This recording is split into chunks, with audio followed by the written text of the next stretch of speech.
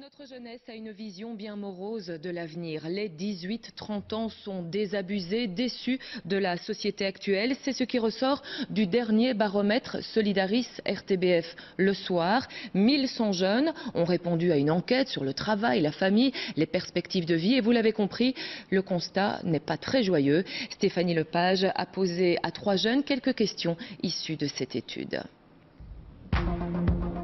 Comment se portent les 18-30 ans? Comment comptent-ils écrire leur avenir? Rencontre avec 3 amis au profil très différent. David a un parcours varié, animateur radio, vendeur de jouets ou de télécom à Bruxelles. Mais aujourd'hui, il estime qu'il n'a pas encore trouvé sa voie. La société me donne vraiment les moyens de montrer ce dont je suis capable. D'accord, pas d'accord? Pas d'accord. Je le dis souvent, même au niveau de mon statut et de ce que je fais actuellement comme travail, je me sens sous-exploité. J'aimerais bien qu'on m'ennuie plus, que je puisse faire des trucs un peu plus importants, avoir encore plus de responsabilités. C'est pas toujours le cas, donc moi je me sens totalement sous-exploité. J'ai l'impression que la société mise beaucoup sur... En fait c'est compliqué, soit vous avez beaucoup de diplômes mais pas d'expérience, soit vous avez plein d'expérience et pas de diplôme. Et dans les deux cas, personne ne veut de vous.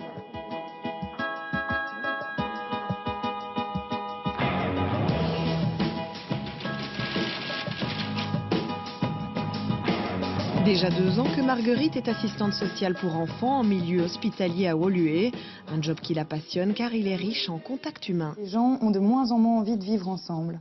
D'accord ou pas d'accord? Actuellement, je pense qu'on est dans un climat de crainte et peut-être que les gens ont plus tendance à se replier sur eux-mêmes. Pour moi, je trouve ça toujours plus riche d'avoir des conversations avec plusieurs personnes que rester voilà, dans même communauté, même boulot, ça permet plus de débats et ça permet aussi d'être plus ouvert au monde.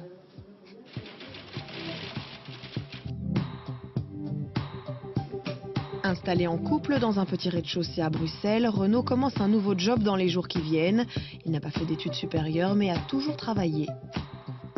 Est-ce que l'enseignement vous a vraiment bien préparé aux réalités du monde du travail? Personnellement, l'enseignement, je ne m'y sentais pas tout à fait à ma place et j'ai toujours plutôt cru en une formation dans le monde du travail. C'est pourquoi moi je me suis orienté directement vers la voie d'un boulot plutôt que de continuer dans de grandes études. La majorité des 18-30 ans estime également qu'il faut se débrouiller seul pour réussir. Si certains restent positifs, nombreux semblent désabusés par la société dans laquelle ils vivent. Et décryptons ces quelques éléments avec notre invité Hugues Delforge, sociologue à l'ULB. Bonjour, merci d'être avec nous. Tout d'abord, les résultats de cette enquête, ils vous surprennent ou pas? Oui, ils ne sont pas très surprenants. On est dans un contexte socio-économique qui est quand même extrêmement difficile pour les jeunes aujourd'hui, avec les difficultés d'insertion professionnelle qu'ils rencontrent et les grosses questions d'avenir qui sont difficiles à évaluer pour eux.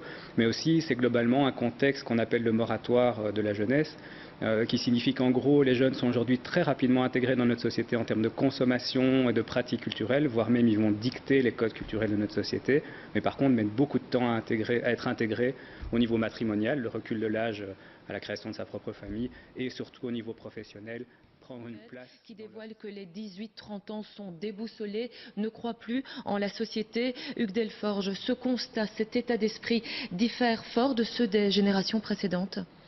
Alors oui, il diffère. Alors ici, le constat, il est fait sur les représentations des jeunes, donc ce qu'ils ont à dire de ce qu'ils imaginent de la situation.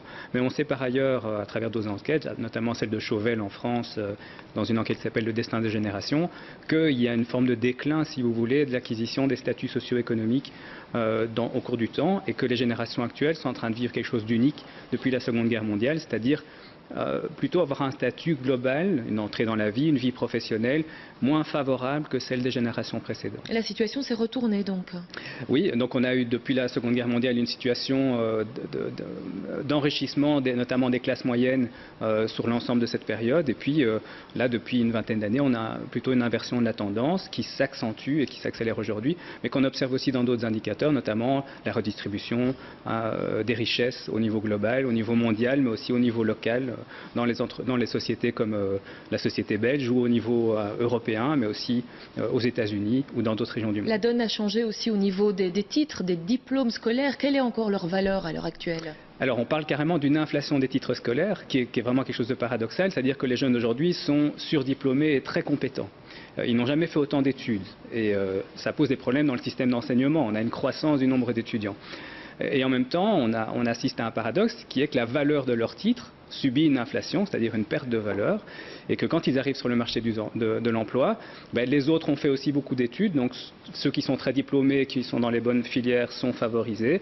Par contre, ceux qui n'ont pas fait d'études sont encore plus exclus, et même ceux qui ont fait des études rencontrent un autre problème, qui est qu'on leur demande d'avoir de l'expérience. Oui, il y avait ce jeune tout à l'heure qui mettait en exergue ce paradoxe. On a beaucoup de diplômes et peu d'expérience, ou alors on a beaucoup d'expérience et peu de diplômes. Dans les deux cas, on ne convient pas. Oui, écoutez, moi je forme des assistants sociaux à la Haute École Paul-Henri Spaak et très régulièrement, je leur explique que dans leur cas, ils sont un peu dans une situation particulière, dans le sens où ils accèdent à un emploi, une profession, en un diplôme de baccalauréat qui n'est pas un master, qui est plus court, et que dans ce sens-là, ils sont favorisés par rapport à d'autres. Ils vont entrer plus rapidement sur le marché du travail avec un titre requis, alors que d'autres qui font par exemple un master en sociologie, ça pose plus de difficultés pour entrer sur le marché du travail. Voilà donc pour des cas concrets. Merci en tout cas Hugues Delforge pour ce premier décryptage de cette enquête.